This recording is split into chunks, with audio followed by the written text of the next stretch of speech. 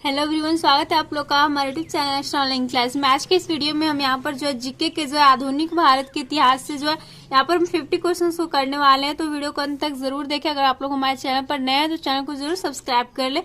तो स्टार्ट करते हैं हम लोग अपना आज का वीडियो। ये वीडियो आपके लिए इंपॉर्टेंट रहने वाले हैं, तो वीडियो को लास्ट तक देखें। यहाँ पर हमारा फर्स्ट क्वेश्चन है, व्यापार के उद्देश्य से पुर्तगाली ईस्ट इंडिया कंपनी की स्थापना कब की गई थी। यानी कि व्यापार के उद्देश्य से जो पुर्तगाली ईस्ट इंडिया कंपनी है, इसकी स्थापना कब की गई थी। तो इसकी स्थापना की गई थी आपके 1498 ईस्वी में। ठीक है, अगला हमारा क्वेश्चन यहाँ पर, भारत आने वाला प्रथम पुर्तगाली यात्री कौन था जिसने अपनी यात्रा में भारत और यूरोप के बीच नए समुद्री मार्ग की खोज की। तो भारत आने वाला जो प्रथम पुर्तगाली यात्री यहाँ पर ऐसे बात कर सकते कौन था ओनली, तो वह जो है कौन था, वास्को डी गामा था, और इसने जो भारत और यूरोप के बीच नए समुद्री मार्ग की खोज की थी। अगला हमारा क्वेश्चन है, वास्को डी गामा सर्वप्रथम कब तथा किस भारतीय बंदरगाह पर पहुंचा था। तो वास्को डी गामा जो सर्वप्रथम 20 मई 1498 ईस्वी को और भारत की जो बंदरगाह है वह कालीकट के पास पहुंचा था। अगला हमारा क्वेश्चन है, वास्को डी गामा जिस मार्ग से भारत आया वह क्या कहलाता है। जो वास्को डी गामा जिस मार्ग से भारत आया था वह मार्ग जो है केप ऑफ गुड होप कहलाता है। क्या कहलाता है? केप ऑफ गुड होप कहलाता है। अगला हमारा क्वेश्चन है, वास्को डी गामा के नेतृत्व में पुर्तगालियों ने अपनी प्रथम व्यापारिक कोठी कब तथा कहां स्थापित की थी। तो वास्को डी गामा के नेतृत्व में जो पुर्तगालियों ने अपनी प्रथम व्यापारिक कोठी है वह 1503 ईस्वी में और कोचिन में स्थापित की थी। अगला क्वेश्चन मैंने यहाँ पर 1505 ईस्वी में पुर्तगाली सरकार ने किसे भारत में अपना पहला गवर्नर यानी कि वायसराय बनाकर भेजा। तो 1505 ईस्वी में जो पुर्तगाली सरकार है उसने जो भारत में अपना पहला गवर्नर जो है फ्रांसिस्को डी अल्मेडा को जो है बनाकर भेजा था। अगला हमारा क्वेश्चन है, 1509 ईस्वी में अल्मेडा के स्थान पर भारत में पुर्तगालियों का दूसरा वायसराय कौन बना। तो यहाँ पर पुर्तगालियों का जो दूसरा वायसराय अल्मेडा के स्थान पर बना हुआ था अल्फांसो द अल्बुकर्क।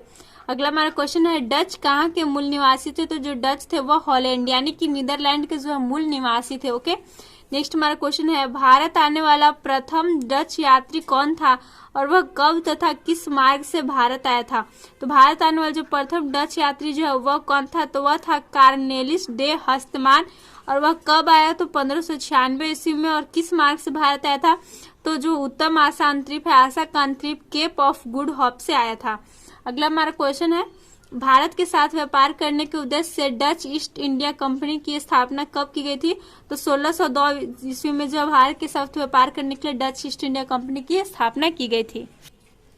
अगला क्वेश्चन हमारा यहाँ पर, डचों ने भारत में अपनी पहली व्यापारिक कोठी कब तथा कहां स्थापित की थी। तो डचों ने जो है भारत में अपनी पहली व्यापारिक कोठी मसूलीपट्टनम यानी कि आंध्र प्रदेश में स्थापित की थी, और वह स्थापित की थी 1605 ईस्वी में। अगला हमारा क्वेश्चन यहाँ पर, भारत में डचों का अंतिम रूप से पतन कब और किनके साथ तथा किस युद्ध में पराजित होने से हुआ। तो डचों का जो अंतिम रूप से पतन 1759 ईस्वी में और अंग्रेजों के साथ और जो बेदरा का युद्ध में पराजित होने से हुआ। अगला हमारा क्वेश्चन है, भारत के साथ व्यापार करने के लिए ब्रिटिश ईस्ट इंडिया कंपनी की स्थापना कब की गई थी। तो ब्रिटिश ईस्ट इंडिया कंपनी की स्थापना की गई थी 1600 ईस्वी में। ओके, और जो डच ईस्ट इंडिया कंपनी की स्थापना हुई थी वह 1602 ईस्वी में हुई थी। अगला हमारा क्वेश्चन है, ईस्ट इंडिया कंपनी को कब तथा इंग्लैंड की किस महारानी ने भारत के साथ व्यापार करने का अधिकार पत्र दिया था। तो ईस्ट इंडिया कंपनी को जो है इंग्लैंड की जो यहाँ पर एलिजाबेथ प्रथम जो महारानी, उन्होंने भारत के साथ व्यापार करने का जो अधिकार पत्र दिया था, और वह दिया था 31 दिसंबर 1600 ईस्वी को। अगला क्वेश्चन हमारे यहाँ पर, ईस्ट इंडिया कंपनी का पहला गवर्नर कौन था। तो ईस्ट इंडिया कंपनी का पहला गवर्नर जो था वह था टॉमस स्मिथ था। ठीक है, अगला हमारा क्वेश्चन यहाँ पर पूछा जा रहा है, मुगल दरबार में जाने वाला प्रथम अंग्रेज कौन था। तो वह था आपका कैप्टन हॉकिंस, और वह कब तथा किस मुगल सम्राट के दरबार में गया। तो वह 1609 ईस्वी में जहांगीर जो है मुगल सम्राट उसके दरबार में गया था। अगला क्वेश्चन है हमारे पर, कैप्टन हॉकिंस इंग्लैंड के किस तत्कालीन राजा के राजदूत के रूप में मुगल दरबार में गया था। तो वह जो है जेम्स प्रथम के रूप में जो है राजदूत के मुगल दरबार में गया था। अगला हमारा क्वेश्चन है, कैप्टन हॉकिंस को जहांगीर ने कहाँ एक व्यापारिक कोठी खोलने की अनुमति प्रदान की और यह अनुमति किनके दबाव में रद्द की गई थी? तो वह जो है सूरत में जो है कोठी खोलने की, व्यापारिक कोठी खोलने की अनुमति दी गई थी और यह किसके दबाव में रद्द कर दी गई? तो पुर्तगालियों के दबाव में रद्द कर दी गई थी। अगला क्वेश्चन हमारे यहाँ पर, पुर्तगालियों को युद्ध में पराजित कर अंग्रेजों ने अपनी पहली व्यापारिक कोठी कब और कहाँ स्थापित की? तो 1613 ईस्वी में पराजित कर जो सूरत में स्थापित की। अगला हमारा क्वेश्चन है, 1615 ईस्वी में सम्राट जेम्स प्रथम ने किसे अपना राजदूत बनाकर मुगल सम्राट जहांगीर के दरबार में भेजा? तो सर टॉमस रो को जो अपना राजदूत बनाकर मुगल सम्राट जहांगीर के दरबार में भेजा था। अगला क्वेश्चन हमारा, प्रथम कर्नाटक युद्ध कब और किनके बीच हुआ था? तो प्रथम कर्नाटक युद्ध 1746 से 48 ईस्वी के बीच अंग्रेज और फ्रांसीसी के बीच हुआ था। अगला क्वेश्चन है हमारे यहाँ पर, द्वितीय कर्नाटक युद्ध कब और किनके बीच हुआ? तो 1749 से 1754 के बीच जो अंग्रेज फ्रांसीसी के बीच ही हुआ था द्वितीय फ्रांसीसी। अगला क्वेश्चन है हमारे यहाँ पर, द्वितीय कर्नाटक युद्ध के समय भारतीय क्षेत्रों का फ्रांसीसी गवर्नर कौन था जिसकी हार हुई? तो वह कौन था? तो वह था आपका डुप्ले। ठीक है, नेक्स्ट हमारा क्वेश्चन है, तृतीय कर्नाटक युद्ध कब और किनके बीच हुआ? तो तृतीय कर्नाटक युद्ध 1758 से 1763 ईस्वी में हुआ और अंग्रेज और फ्रांसीसी के बीच हुआ। अगला हमारा क्वेश्चन, तृतीय कर्नाटक युद्ध में किनकी हार हुई? तो तृतीय कर्नाटक युद्ध में जो है फ्रांसीसियों की हार हुई थी। नेक्स्ट हमारा क्वेश्चन है, कब और किस संधि द्वारा तृतीय कर्नाटक युद्ध समाप्त हुआ? तो 1763 ईस्वी में और पेरिस संधि के द्वारा जो तृतीय कर्नाटक युद्ध है वह समाप्त हुआ था। नेक्स्ट हमारा क्वेश्चन है, प्लासी का युद्ध कब और किनके बीच हुआ था? तो प्लासी का युद्ध जो 23 जून 1757 ईस्वी में अंग्रेज और बंगाल के नवाब के बीच हुआ था। अगला हमारा क्वेश्चन है, प्लासी के युद्ध में अंग्रेज सेनापति कौन था? तो प्लासी के युद्ध में अंग्रेज सेनापति जो था वो रॉबर्ट क्लाइव था।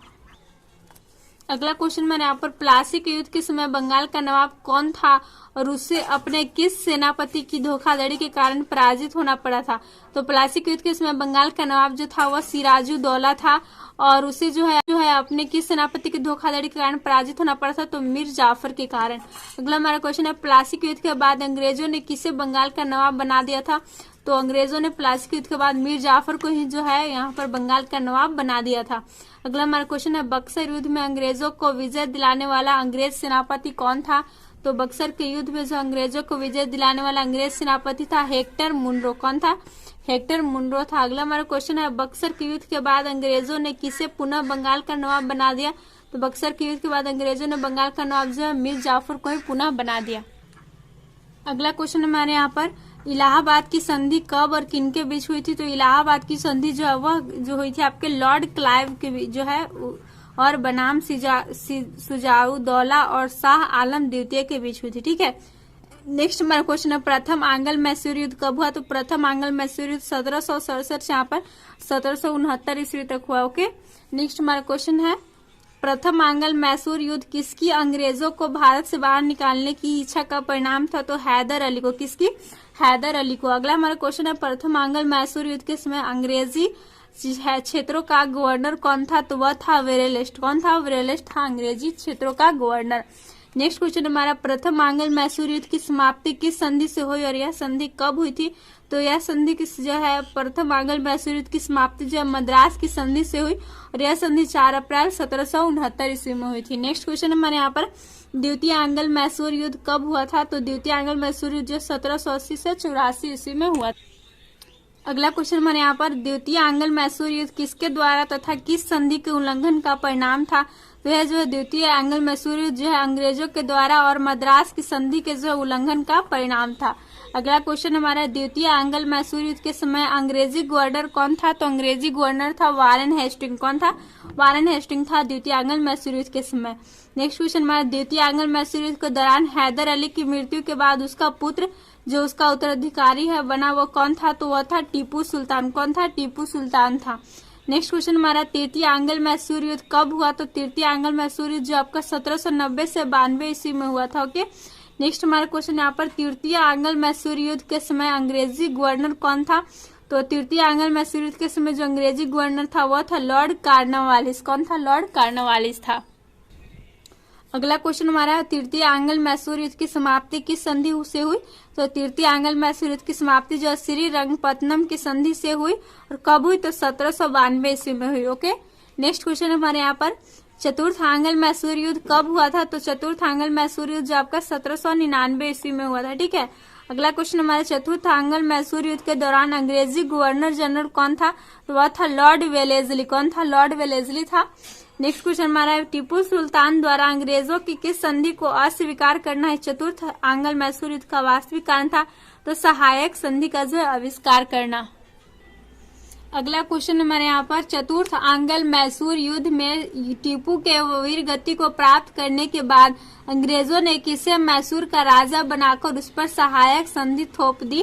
तो चतुर्थ आंग्ल मैसूर युद्ध में जो टीपू के वीर गति जो टीपू सुल्तान थे उसकी मृत्यु के बाद जो है अंग्रेजों ने किसे मैसूर का राजा बनाया? तो नरेश कृष्ण और या जो कि वाडियार वंश के थे और उस पर सहायक संधि थोप दी।